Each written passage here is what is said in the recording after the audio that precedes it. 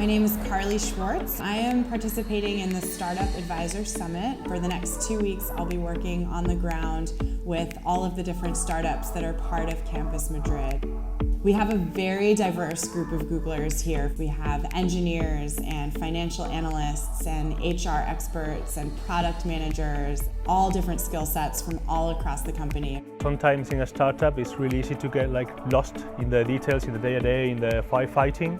Sometimes there's a problem in the surface that you can see very clearly, but the actual problem is somewhere else, perhaps deeper. You need time together.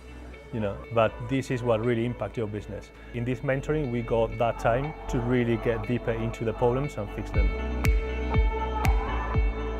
I think the biggest impact is that the startups themselves get to hear about experiences and stories and hopefully basically learn from them.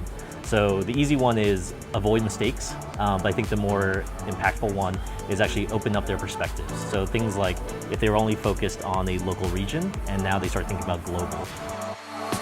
Just simply giving startups access to our resources, our products, our perspective, our network.